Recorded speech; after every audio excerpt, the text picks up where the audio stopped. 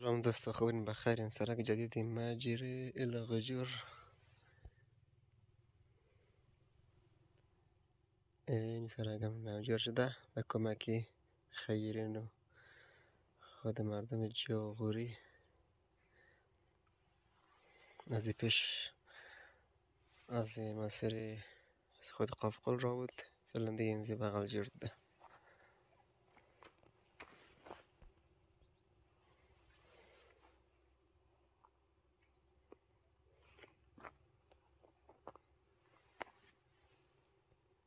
And right now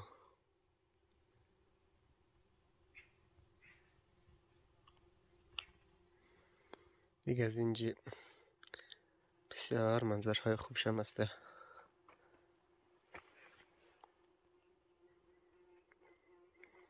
یک دوستا گفته بود که از سرک نو طرف مجری جور شده، یک ویدیو بگر. بسیار جای خوب سرسبز داره. این میدیگن اون جای سرسبز جاهای خوبشی.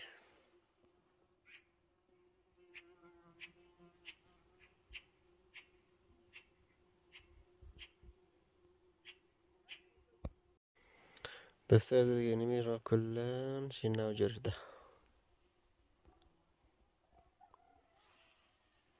نمی کلن نو جرده.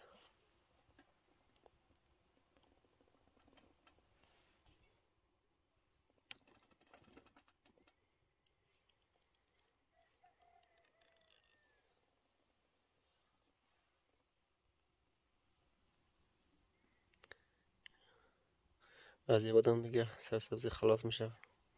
فصل خزان آمدن دیگه. نی درخت های سرسبز کم کم دیگه رنگش زرد میشه. این دوست از این منظرم خیلی خوب شد دیگه. این سرگم خوش جور شده.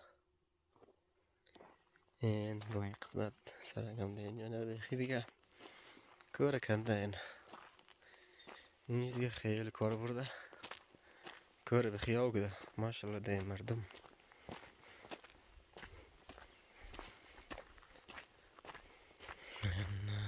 خیلی کار بوده. مقصد اینجا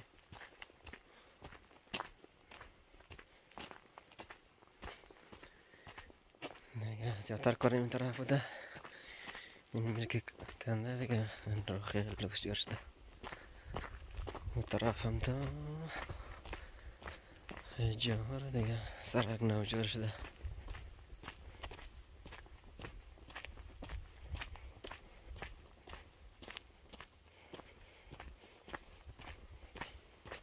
این ایمی طرفش طرف هم کلان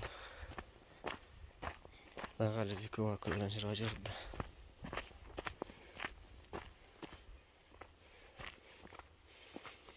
یه منظره ای طرف.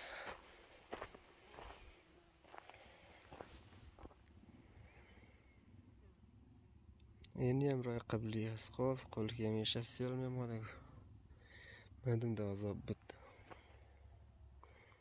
راه قدیمی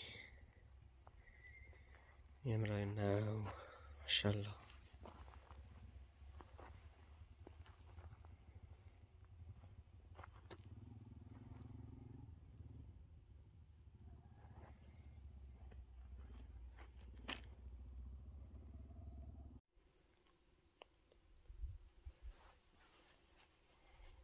نبلا كلها سرسبز.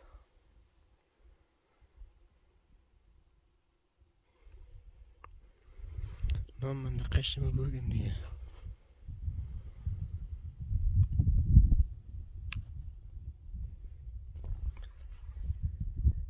هذا سازي بودازي فيديو امروز دیگه تا ویدیو بعدی. خداحافظ.